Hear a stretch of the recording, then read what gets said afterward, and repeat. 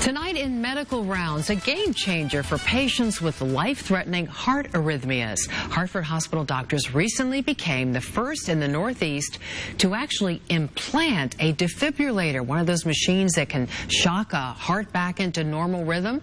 They were able to implant it, and this one is compatible with MRI imaging.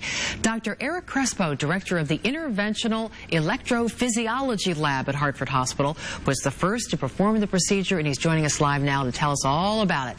Thanks for being here tonight, Dr. Crespo. Good evening. Thanks for having me. Well, back in September, we understand that you implanted the first device of its kind that can automatically restore an irregular heartbeat to a normal rhythm, and that this particular system, known as ICD, can be used safely during an MRI. Tell us how this all works.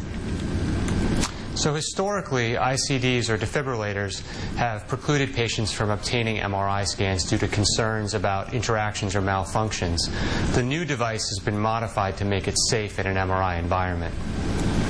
How often does a patient with one of these devices actually need an MRI? Would it be required, or would it be helpful in terms of treating their cardiac issue, or would it be incidental?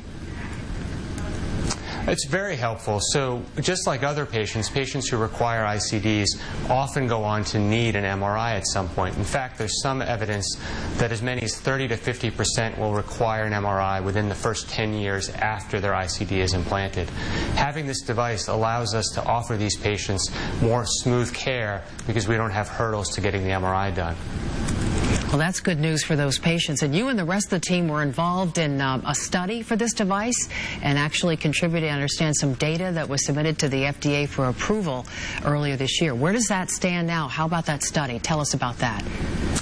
Right, so that study was recently published, and it showed that this device was safe in an MRI. So patients who were eligible for an ICD were approached about participation, and they underwent implantation of the new device.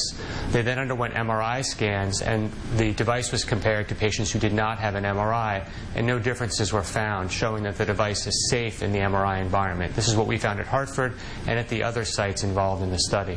That's wonderful. So the work done at Hartford Hospital there will benefit patients all over the world, really, when you look at it. Keep up the great work. We thank you, Dr. Crespo. And it is great news for many people out there who need treatment for heart arrhythmia. Now,